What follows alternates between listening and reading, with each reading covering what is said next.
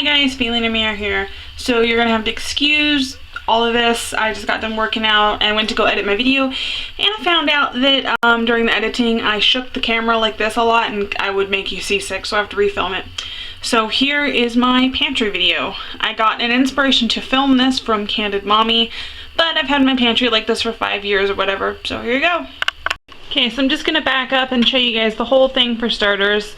As you can see, in here is my kitchen, and I have a dining room now, which is the only logical place to store this stuff.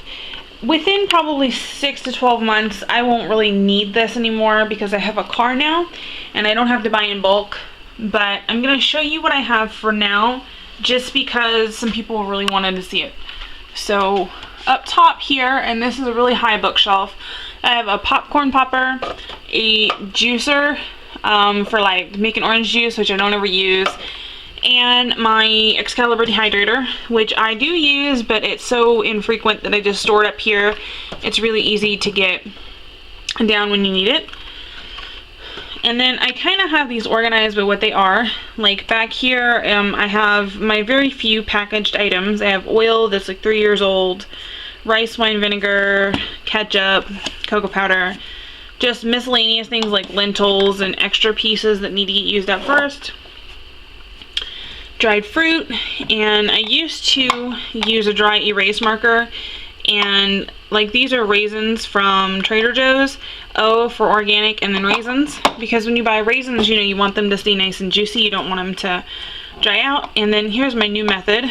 I have a Dymo label maker, which I absolutely love, and you can just reuse the labels so you don't have to constantly redo the label maker.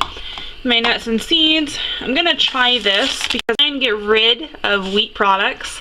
As you guys know, I've done it before in the past, and I went back and I wish I wouldn't have, because I kind of like, I've suffered from eating wheat products. So I bought their almond meal just because it's about the same price as buying almonds, and actually almonds have gone up in price, so their almond meal is actually cheaper by a few cents.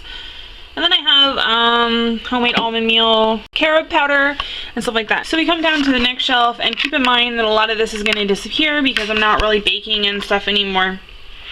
I have my starches like potato starch, cornstarch, rye flour, which I don't eat anymore, baking soda, chickpea flour, wheat germ, teff flour, buckwheat flour, things like that, cornmeal, homemade oat flour. This is gluten-free oat flour. And then I have a couple things like steel cut oats back here and amaranth, because the next shelf is really full. Down here we have majority is beans and things like that, which I really don't eat anymore. A lot of people think that they're really healthy for you, but beans and stuff like that, they just don't make me feel very good when I eat them, so I've kind of stopped eating them. But you got like chickpeas, and you got some grains like millet back here, and bulgur wheat, which nobody in my house really likes except for my stepson, so there's very little left. Wheat berries, which you can grind into flour. Sweet rice flour. And then I have 2 big containers here. I try not to store my food in plastic because, as we all know, or you should know, that no matter what type of plastic that you use, some of the plastic chemicals is going to leach into your food. But here I have my husband's oatmeal, which he eats pretty often, and it's in a big container. And then I have wheat flour here, which will probably get repurposed for almond flour once we get rid of all the wheat flour. And I have some bulk stuff down here. I have wheat flour from Trader Joe's, my quinoa from Costco, which I love. I have a couple extra glass bottles here because they're not in use and they don't fit anywhere else. I have raw coconut oil. Probably can't see it, but I get that off the internet. I'm not going to tell you where because I don't want to give them free advertising. Some honey, and then I have some things down here that never get used really. Wasabi powder, which I'm probably just going to give to somebody. Red pepper powder, wheat gluten, stuff like that. In my old apartment, I used to have a big tote that I would hold all my rice in, but I don't have room for that anymore, so I just do this. I have all of our rice and stuff here. And again, I'm not really eating as much rice as I used to, so they're not getting used very much, but everybody else likes the rice, so I keep it. And then I have baking soda here, which we use for cleaning. It's a great natural cleaner. And then we have canned tomatoes, which I actually need to give to the food pantry because they're just too salty for us to eat.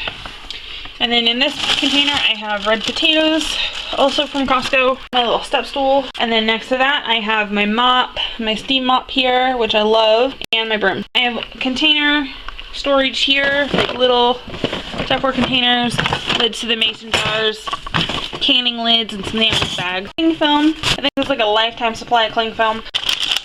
Just some stuff I got on holiday, sushi mold, stuff like that, like little containers that come with your appliances. My scale, and then I'm notorious for this because I think I was raised like this, but you get like a packet of sugar or something, like that's Parmesan cheese. I don't eat that, but you know, like ketchup packets or something, and I keep them because, you know, you can use them later. Down there I have my garbage, and I store all of my garbage bags behind it. Pans that I use on a regular basis, like my cast irons, my good non-sticks, and my 2 stock pots for whenever I use those here. And then I have just like random stuff, like some cinnamon sugar from the other day, something for our mop, coffee filters, which I'm probably going to give away because I'll never use these, my rolling pin, some thick crystal salt, extra tall spices that I haven't put away yet. My stepson got these for Christmas, and some salt, which I actually got on purpose. I didn't get on purpose, it was an accident. I didn't realize it was iodized, and I don't eat iodized salt. I haven't eaten iodized salt in probably over 15 years. My excess bulk spices, which I have yet to refill into the containers, and then I've got some extra storage here, like my baking powder, cornstarch, black pepper, you know, things like that. And then up here I have my sugar, stevia packets, more stevia, and then tall containers, Ziploc bag.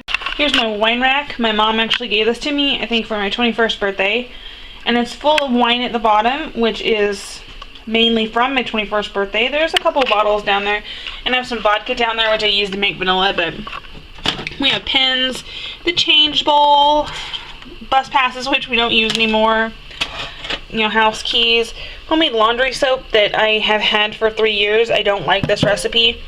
And then I have my muslin cloths, and I use those to strain stuff. And in the summertime when we have the farmer's market, I wrap my produce in it before I bring it home. So yeah, there you go guys, there's my little storage.